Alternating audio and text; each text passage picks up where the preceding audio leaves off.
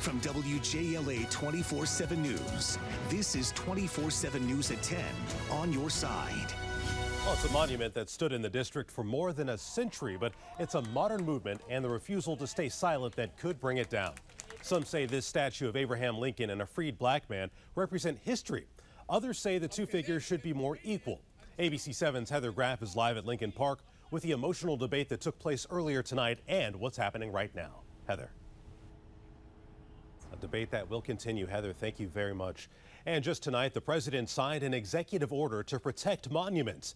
He says the order calls for long prison terms for those who try to take down statues and monuments, though what that entails is not clear. It is also not known how this order differs from the existing Veterans Memorial Preservation Act. According to that law, anyone who damages or destroys a plaque, statue, or monument could face fines or be imprisoned for up to 10 years or both. Now, the president also tweeted out this poster from the FBI. Agents are searching for the people who tried to pull down the statue of Andrew Jackson earlier this week. That statue is in Lafayette Square, which is right across from the White House. Any damage of $1,000 or more to federal property is a felony. And today, a historic one for the district. For the first time ever, there were enough votes in the House to pass a bill that would make Washington, D.C. the 51st state. The District of Columbia Statehood Bill, H.R. 51, is passed without objection. Motion to reconsider is laid upon the table. But this issue is now being tied to the movement happening nationwide for racial equality. ABC 7's Jay Korf is live at Black Lives Matter Plaza with how these two movements are blending into one. Jay. All right, we will see what happens, Jay. Thank you very much. Now, this isn't the first time that D.C. statehood has come up for debate on Capitol Hill, but it is the first time in a long time. 1993 was the last time Congress voted on D.C. statehood. Back then, the bill had support from 60% of Democrats and 1 Republican. But this battle isn't just a political one, but a fight with the American people, too. A Gallup survey from last year shows 64% of Americans opposed making D.C. the 51st state. 29% were in favor, and 8% had no opinion. All right, talk to you soon, Bill. To the coronavirus pandemic now, where travelers from the U.S. could be banned from visiting any countries in the European Union. EU officials say ambassadors from the 27 member states agreed in principle to not allow American visitors. But the agreement is not final just yet. Now ambassadors will need to consult with their respective governments before a decision is finalized. Now that decision is being weighed as the U.S. hit an all-time high of new coronavirus cases today.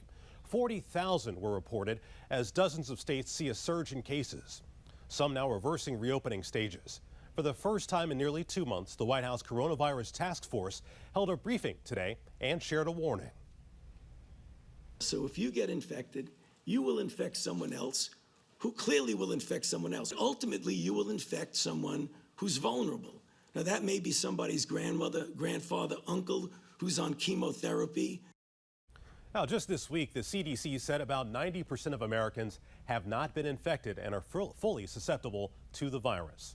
Now, as many other states put in new mask mandates and restrictions as case numbers go up, here in the DMV, plans to reopen are moving forward.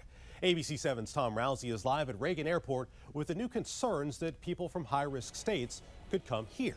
Tom. All right, Tom, thank you very much. Now, today, both Florida and Texas ordered their bars to close down again in response to the surge in coronavirus cases in those states. This week, D.C.'s health director said keeping bars in the district closed has helped to control the spread of the virus.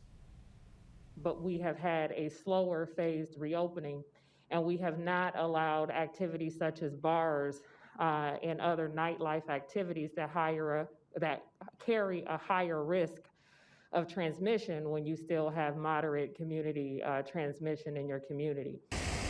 Now, D.C.'s daily number of new cases has stayed below 100 since June 4th. Well, coming up, trying to take steps forward, the man who criticized a governor's response to the pandemic, now experiencing COVID-19 himself. Why he's now doubling down on his efforts to reopen. Well, they're not safe enough to be making decisions for public good.